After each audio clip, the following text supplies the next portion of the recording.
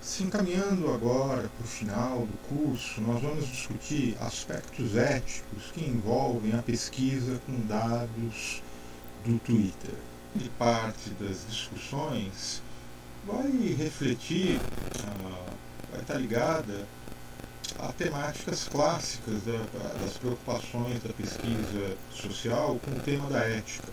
Isto é, respeitar os participantes, procurar não causar prejuízo ou algum mal a eles ou a determinado contexto nos quais eles possam estar inseridos. Entretanto, existem aspectos e dimensões muito específicas da pesquisa em mídias sociais que faz com que hoje em dia a literatura e o debate a propósito de como fazer uma pesquisa ética em ambiente digital tenha um forte crescimento, né? Nós vamos discutir 3 textos, apresentar aqui algumas características deles e dando algumas orientações éticas. Existem outras coisas, mas eu tenho a impressão que só esses textos já propiciam uma base muito interessante para pensar nessa questão em determinada proposta de pesquisa. Pois bem, os textos que vão estar aqui no nosso ambiente, para os interessados lerem com mais atenção, é um documento, um guia ético, elaborado por esses 2 pesquisadores da Universidade de Cardiff, com a contribuição de vários outros pesquisadores, um artigo em que 3 autores vão discutir a questão da ética na pesquisa social com dados no Twitter, né? E também um capítulo de livro cujo título é muito provocativo, né? A tradução poderia ser algo assim: caro senhor neonazista, você poderia me dar o seu consentimento informado para eu citar seu tweet fascista? Que é do Christian Fuchs, um autor bastante conhecido e importante na área da pesquisa da mídia social. Bom, vamos começar falando desse documento, desse guia, no qual, aliás, diga-se de passagem, um autor do segundo texto e o próprio Christian Fuchs deram contribuições. Bom, esse trabalho vai falar da ética em 3 grandes contextos que o pesquisador deve se preocupar: aspectos legais, privacidade e risco, e reuso e publicação. Em particular, a questão da privacidade da pesquisa online é talvez um dos pontos mais complexos, né? O que se deve considerar privado ou público, etc. Bom, mas quanto a aspectos legais, é bastante interessante que o pesquisador note, por exemplo, como são os termos e condições da plataforma quanto aos dados. O pesquisador poderá reutilizar o que ele pode fazer. Para dar um exemplo, o Twitter não permite que nós façamos o download dos tweets e o republiquemos. Esse é um aspecto que, se você fizer isso, você vai estar cometendo alguma infração à norma da plataforma, né? Mais uma questão legal. As diretrizes da disciplina no qual está sendo feita a pesquisa, o campo acadêmico, das agências de fomento, de quem está financiando a pesquisa, ou legais mesmo, institucionais, do seu departamento, do seu contexto de pesquisa, elas existem, se existem foram consultadas. Muitas vezes determinada agência de fomento tem alguma política de ética em relação, inclusive, a dados digitais que deve ser conhecida e deve ser incorporada à proposta de determinado projeto, né? Quanto à privacidade, o usuário da sua mídia pode esperar razoavelmente ser observado por estranhos? Essa questão vai se colocar muito a respeito do tipo de ambiente. É claro, por exemplo, que num grupo privado do WhatsApp, provavelmente as pessoas não estão esperando ser observadas por estranhos. né? Diferentemente do Twitter, onde as contas geralmente públicas podem ser observadas por todo mundo. Bom, também quanto a essa questão da privacidade, vale notar, né? Nós só estamos trabalhando com ferramentas que coletam dados que são públicos. Não vamos fazer observações de espaços privados, porque não conseguimos, não obtemos esses dados, né? Bom, por outro lado, pode ser que no dado que a gente obtenha haja informações, questões que envolvam indivíduos vulneráveis, crianças, menores de maneira geral, né? Ou então adultos com algum tipo de vulnerabilidade, deficientes, enfim, pessoas que precisam de um respeito especial, por assim dizer, né? O tópico é sensível. O que é um tópico sensível? Envolve questões morais, questões criminais, são tópicos sensíveis e que devem ser pensados, na medida que podem envolver risco à exposição das pessoas que estão participando de alguma discussão desse tipo. Quanto a reuso e publicação, esse código vai recomendar pensar: o usuário vai ser anonimizado nos resultados publicados? Bom, muitos vão notar a relevância de anonimizar os dados de pessoas comuns, pessoas que têm certa expectativa de privacidade, né? Será possível publicar ou compartilhar a base de dados? Bom, pois bem, se a gente volta para o ponto 1, como eu falei, o Twitter não permite que você compartilhe a base de dados, mas outras bases permitem, e isso daí pode ser útil e válido para a replicação de resultados, coisas assim.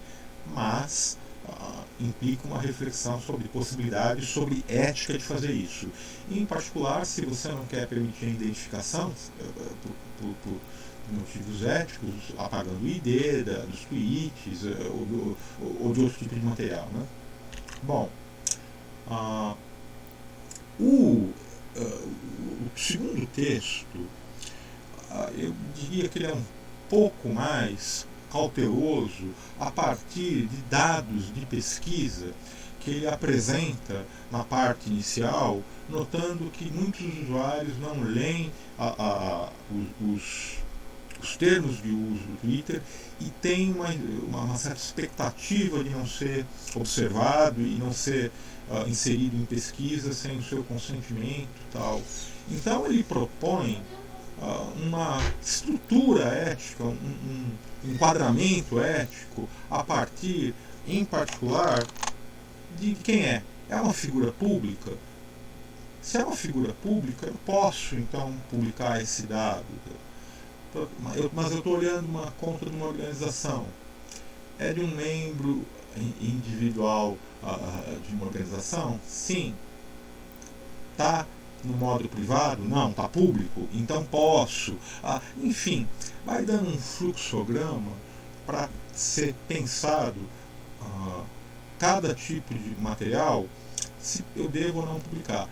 E aqui, claro, particularmente a conta individual de alguém, né? Então, enfim, nós devemos muitas vezes pensar nesses casos aqui, sendo que os autores nessa linha, digamos, mais cautelosa que eu falei, eles frequentemente vão falar de você tentar buscar o consentimento do usuário para poder citá-lo verbatim em termos de um tweet, obter consentimento para isso, né? Bom, o documento guia ético, ele traz alguns estudos de casos bastante interessantes que a gente pode utilizar aqui para exemplificar coisas que podem acontecer conosco, né? Então, por exemplo, tem esse caso: um pesquisador deseja estudar narrativas para a legalização do uso da maconha. Os dados serão coletados a partir do tweet, portanto são dados públicos abertos. Então veja bem, já está considerando uma coisa do Twitter com o público aberto. O pesquisador coletará dados durante os últimos 7 dias, publicados com a hashtag XXX. Preocupações. o assunto é sensível, é uma atividade legal, o guia é do Reino Unido, né? Então no Reino Unido, mas assim seria no Brasil também, né? Pode haver usuários com menos de 18 anos debatendo, por isso o pesquisador deve trabalhar de modo a tratar os dados adotando procedimentos de produção no anonimato. Mas, avançando em recomendações de um encaminhamento ético, o pesquisador vai decidir que o dado é público, porque foram postados no Twitter. A maioria dos tweets são públicos e pode ser visto por qualquer um. Além disso, o uso da hashtag, isso que também é bastante interessante, tende a dar a ideia para o pesquisador que o usuário ele quer contribuir para um debate, ele quer participar de uma discussão, e portanto sabe que um número outro de pessoas vai estar vendo o que ele está escrevendo. Mas o tema é sensível e pode haver dados menores. Por isso, um encaminhamento ético é apresentar dados agregados. As discussões vão também muito para isso. Dados agregados, você não mostra, você não minimiza totalmente, e ele é menos, digamos assim, sensível eticamente do que o dado qualitativo, né? Não é interessante publicar citações diretas que levem aos perfis de usuários e comprometam o anonimato. No entanto, é possível que ele apresente citações parafraseando, né? Mas sem identificar as pessoas. Algumas citações diretas talvez possam ser feitas buscando o consentimento informado do usuário, né? Mas desde que não sejam pessoas menores de 18 anos. Né? Outro caso. Um pesquisador deseja explorar os temas dominantes nas publicações de mídia social de atletas olímpicos em seus perfis de mídia social. Os perfis são públicos, normalmente têm centenas de milhares de seguidores. A plataforma sob escrutínio inclui Twitter e Facebook. Preocupações. O pesquisador pode considerar essas postagens públicas e é ético publicar seus dados textualmente? Encaminhamento. É razoável sim considerar como dado público, porque o esportista está publicando um perfil público com o objetivo de obter mais popularidade, alcançar maior número de pessoas. Nesse caso também é razoável que ele publique esses dados, né? Cite, né? Já que o esportista tem uma expectativa de que outras pessoas vão estar vendo. E isso pode ser desejado por ele. Portanto, é difícil que os dados sejam sensíveis. Também, dado o número de seu público do esportista, é pouco provável que o pesquisador represente um dano potencial a ele, além de qualquer risco que ele já esteja correndo. As citações, portanto, podem ser publicadas na sua forma original. Por fim, um último caso seria quando um pesquisador conduz uma análise crítica do discurso de uma base de dados usando as hashtags Donald Trump, TrumpTrain, enfim, várias que são ligadas à meta de descobrir o que os operadores do Trump argumentavam em prol do candidato. Preocupações. Podemos considerar esses dados públicos? Há algum problema de sensibilidade ou risco de dano? Precisamos buscar o consentimento informado antes de citar esses tweets diretamente? Bom, a proposta do guia é que os autores do Trump querem alcançar um público amplo para convencer outras pessoas, então esses tweets podem ser considerados públicos. E assim o pesquisador pode citá-los sem ter que obter o consentimento informado. No entanto, é uma prática adequada pagar a identidade de usuários comuns que não sejam figuras públicas. Né? Bom, e acho que esses exemplos já dão coisas para a gente pensar no que fazer em determinada proposta de pesquisa. Em particular, também vale a pena lembrar que algumas instituições têm comitês de éticas no qual uma proposta de pesquisa tem que passar, e esses textos que eu estou colocando colocam elementos para cada um de nós pensarmos no nosso projeto e reforçarmos a dimensão ética dele para seguir e fazer a pesquisa. Mas, como eu disse, o código de ética, eu acho que ele é um pouquinho mais liberal que o segundo texto do que apresenta aquele fluxograma, que vai muito na coisa de obter consentimento informado, né, em muitas situações. Quem vai criticar de uma maneira bastante inteligente essa ideia de muita cautela é justamente o texto do Fuchs, no qual tem aquele título provocativo. Ele, entre outros trabalhos, ele cita um trabalho dele que ele faz sobre pessoas que postaram material no aniversário do Hitler, né? E daí, essa questão, né? Será que é viável pedir para as pessoas o consentimento informado? É claro que não. E o Foucault vai dizer, o pesquisador pode até se colocar em risco ao entrar em contato com essas pessoas para pedir isso, né? Porém, o que seria um procedimento mais adequado? O Foucault vai na linha do código de ética.